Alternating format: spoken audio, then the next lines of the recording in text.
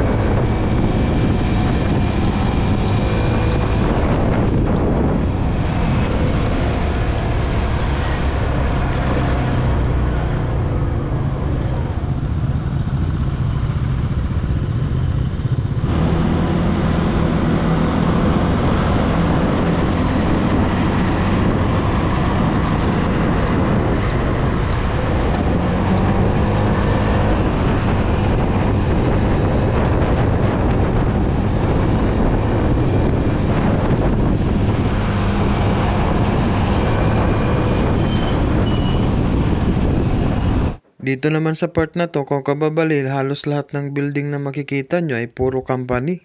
At madami tayong mga kababayan dyan na nagtatrabaho.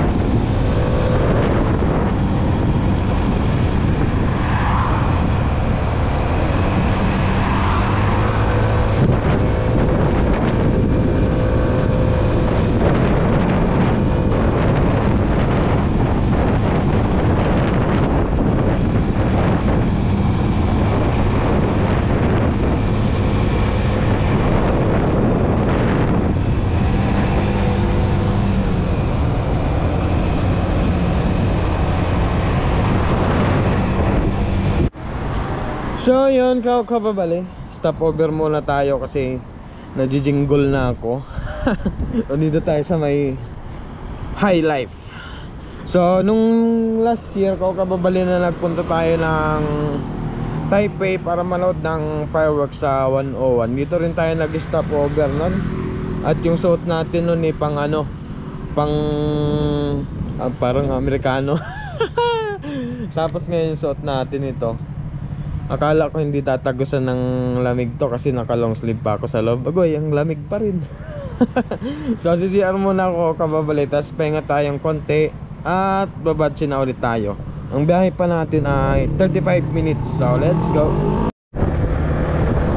So biyahe tayo ulit kababali.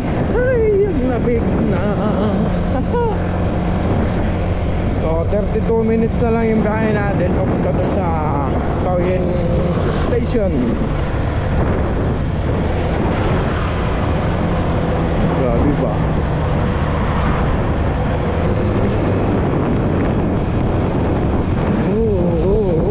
Lamig. Lamig.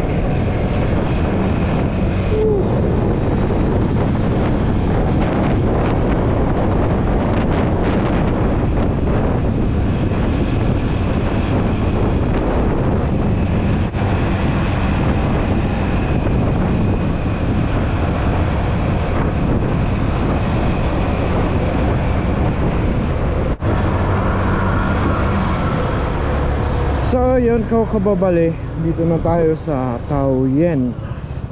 At 7 minutes lang nandun na tayo sa location natin.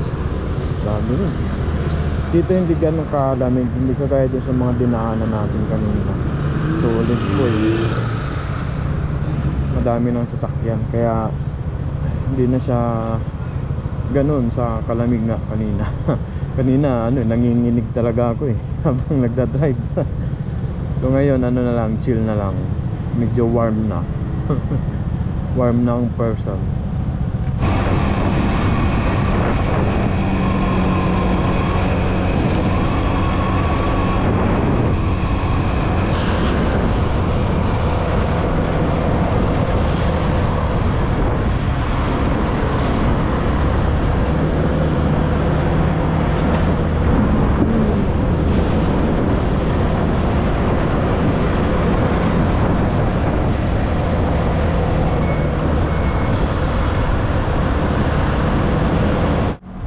So yun kababali, touchdown. Nandito na tayo sa apartment ng inuupahan na apartment ng kapatid ni Bebe Love. Yan, ito, yung building na to. So let's go, tawagan natin sila. Hindi pa nakakasakay, nilalamig na So nasundo na natin si Bebe Love dito kababali sa Taoyuan. At ngayon naman ay pupunta kami ng Shulin kasi maglalaba daw siya. Kami pala. Tapos sa aming maglaba mamaya pupunta naman kami ng Banchaw. So let's go.